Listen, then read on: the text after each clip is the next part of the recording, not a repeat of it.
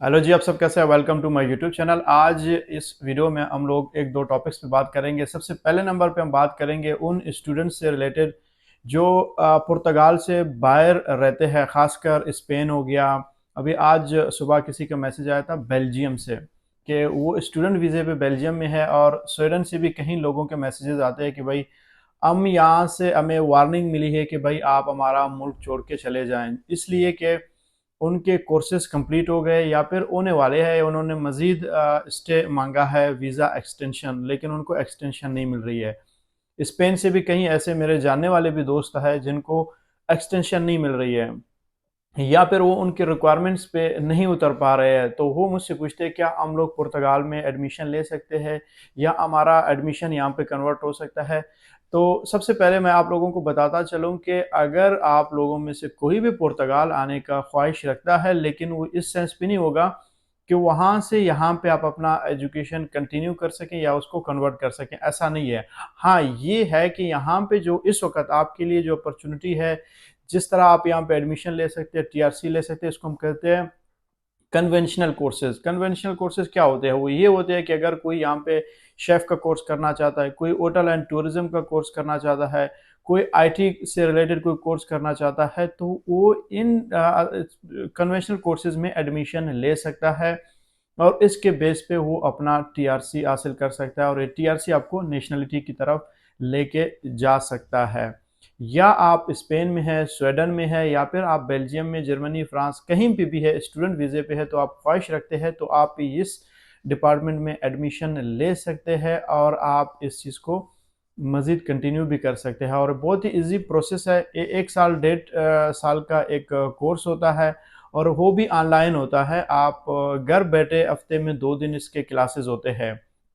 आप इसको कंटिन्यू करते हैं, 1.5 साल तक आप इसका डिग्री भी हासिल कर सकते हैं, और ये डिग्री आपके लिए बहुत ज़बरदस्त होता है। आप इसके बेस पे मज़ीद अपना जो जॉब्स वगैरह हासिल करना हुआ या फिर अपना काम शुरू करना हुआ तो भी आप कर सकते हैं। और क्या आप इस टीआरसी के साथ या इस कोर्स के साथ आप अपना एक्टिविटी भी खोल सकते हैं, अपना बिजनेस कर सकते हैं या जॉब कर सकते हैं? जी हाँ, इस कोर्स के साथ साथ आप अपना एक्टिविटी खोल सकते हैं, आप ग्लोबो भी चला सकते हैं, आप कोई भी किसी भी रेस्टोरेंट में भी काम कर सकते हैं अगर आप करना चाहेंगे तो।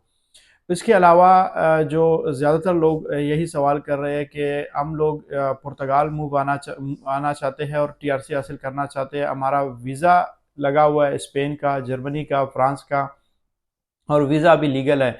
जी हाँ नाज़रीन, अगर आपके पास वीज़ा है जो कि वैलिड है, तो भी आप इस कोर्स में एडमिशन ले सकते हैं, और आप अपना टीआरसी ले सकते हैं।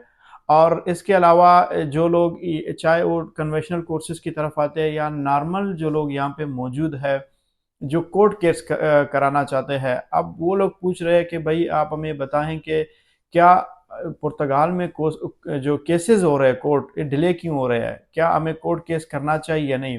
देखो, मैं अगर आप लोगों को बता दूं, ये इसमें कोई दूर की बात नहीं है, ये हकीकत है कि इस वक्त कोर्ट में बहुत रश पड़ी हुई है। हर बंदा कोर्ट केस कर रहा है। उसका जो रीज़न है क्यों लोग कोर्ट केस करना चाहते हैं, कोर्ट केस करने का 2 रीज़न्स है। एक ये है कि आप अगर लीगल आपकी एंट्री हुई, आप 6 टैक्स के बाद आप कोर्ट केस करते हैं कि भई मेरे 6 केसेस हो गए और मुझे अब टीआरसी दे दें। आप पाबंद है, आपके लॉ में है, आपके कानून में है। और इसी तरह अगर आप इलीगल आए, आपने 12 टैक्स दिए, आप कोर्ट केस कर सकते हैं कि भई मेरे 12 केसेस हो गए। और दूसरी एक और केस है कि आप इमरजेंसी पड़ती है आपको। इनके अपने लॉ के एक शिक है कि आपको अगर कोई इमरजेंसी पड़ सकती है तो आप अपने घर जा सकते हैं, जल्दी अपॉइंटमेंट ले सकते हैं, टीआरसी ले सकते हैं। तो उस बेस पे भी आप अपना अपॉइंटमेंट ले सकते हैं। अब दूसरी बात ये है कि नॉर्मल भी अगर अभी इस वक़्त फाइल लॉक सिस्टम तो बंद हो गया है, लेकिन उसके बावजूद अगर आप क्या कहते हैं कोर्ट केस जाते हो या नहीं भी जाओ, तो भी आपको अपॉइंटमेंट तो आपको आने ही आने हैं। इन्होंने जितने भी लोग हैं सबको फारिग कर देने हैं। लेकिन उसका ये है कि आपका अपॉइंटमेंट जल्दी वो भी आ सकता है कि आपका बायोमेट्रिक हो जाए, लेकिन उसके बाद कार्ड आने के जो टाइम है वो कम से कम 3 महीना लगेगा। अगर आप कोर्ट केस करते हैं तो इसमें जो कोर्ट है वो अपना डिसीजन देगा आइमा वालों को, एक ऑर्डर इशू करेगा कि 10 दिन के अंदर अंदर आपने इसका कार्ड देना है और इसको टीआरसी देना है। तो वो सबसे मेन इंपॉर्टेंट चीज़ है, इसीलिए लोगों को ये पता भी है 3 महीने लगेगा, 4 महीने लगेगा, लेकिन उसके बावजूद वो लोग कोर्ट की तरफ से जा रहे हैं। क्यों? जिस दिन इनकी बायोमेट्रिक होगी उसके बाद 10 दिन के अंदर अंदर टीआरसी इनके हाथ में आ जाएगा। और एक और सवाल जो ज़्यादातर लोग पूछ रहे हैं, क्या वाकई में ही जो पुर्तगाल ने इमिग्रेशन ओपन की है?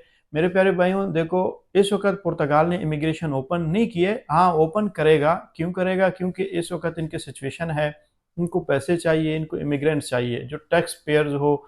यहाँ पे सारे इमिग्रेंट्स होते हैं टैक्स पेयर, खासकर हम एशियंस यहाँ पे होते हैं, हम लोग टैक्स पे करते हैं। ये हम इनके लिए एक असासा है, ये हमें नहीं खोना चाहते हैं, तो इसलिए इन्होंने बहुत जल्द इमिग्रेशन ओपन करनी है। इससे पहले पहले वालों को ये फारिग करेंगे।